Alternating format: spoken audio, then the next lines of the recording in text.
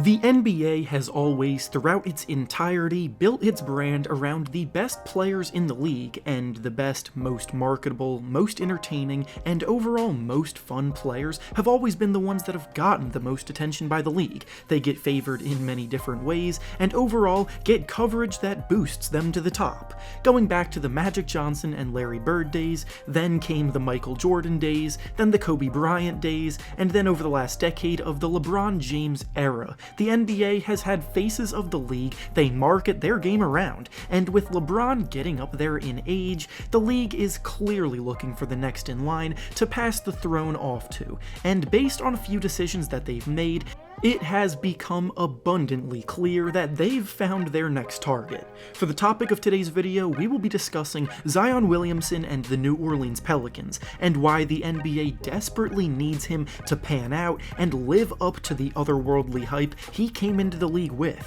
They clearly see Zion as the next big thing in the league and have made some decisions making that notion clear as day. But in this video, we'll discuss the risks that come with these decisions, how likely it actually is for him to be what they expect him to be, and alternatively, how this very well could backfire on them. Before we start though, it turns out about 68% of you watching right now aren't even subscribed to the channel, so please, if you enjoy the content, consider hitting the subscribe button, as not only does it help out a ton, but I would also very much appreciate it. Now with that being said, let's begin.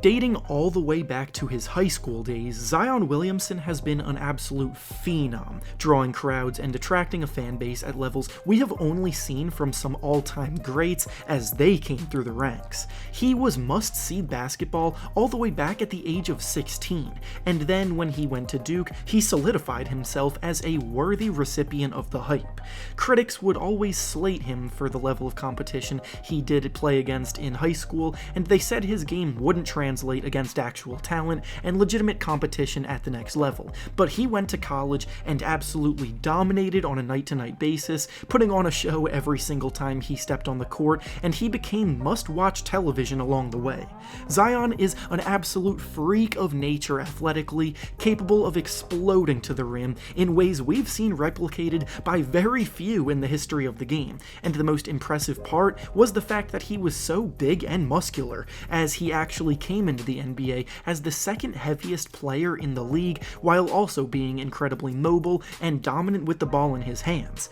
This all led to him getting drafted first overall, and from there, the NBA has bought all the way in on him being the next big thing, and in many ways, it's understandable for them to be doing so.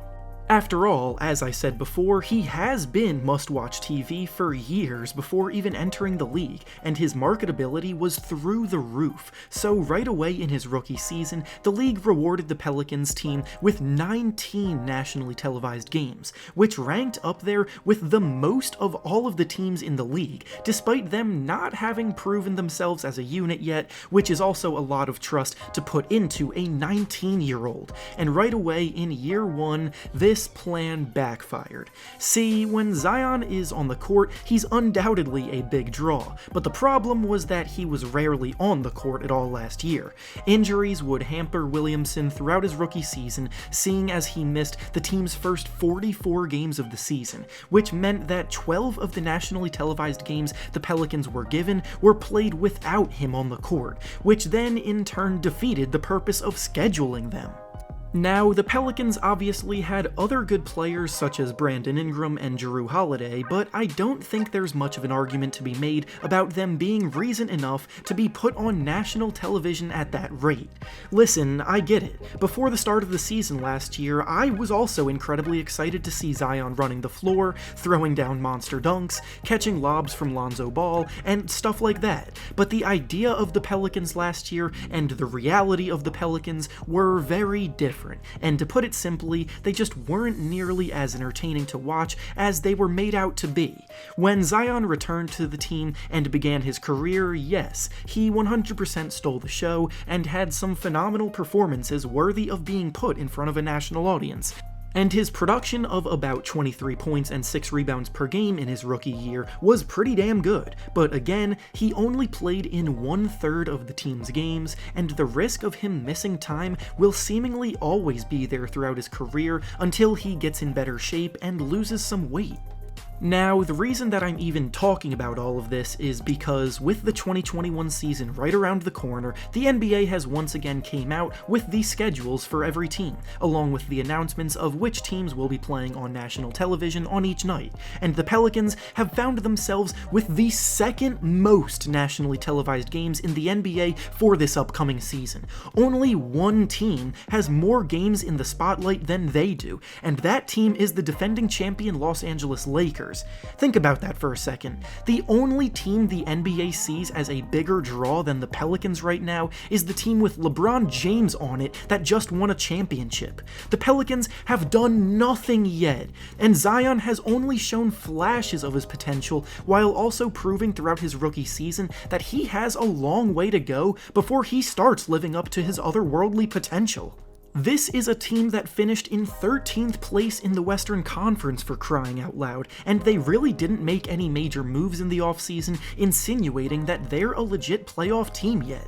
Like, looking at this graph on the screen displaying all of the nationally televised games for a second, you can pick out so many teams that should be showcased more often than the Pelicans. The Hawks with Trae Young only have one such game, and that's a travesty, especially with all of the offseason acquisitions they made to propel themselves into the playoff hunt. The Washington Wizards have 0 games on national television, despite just having traded for Russell Westbrook and undoubtedly pushing for a playoff spot behind a fun brand of basketball. The Nuggets just made a trip to the conference finals behind wildly entertaining performances from Nikola Jokic and Jamal Murray. And then there's so many other teams that could have easily been given more of a platform, but were pushed to the side for the next golden boy Zion. With all of this being said, though, I promise this isn't coming from a place of hate, because I truly am a big fan of Zion Williamson and his game, and I too thoroughly enjoy watching him electrify the fans with his play.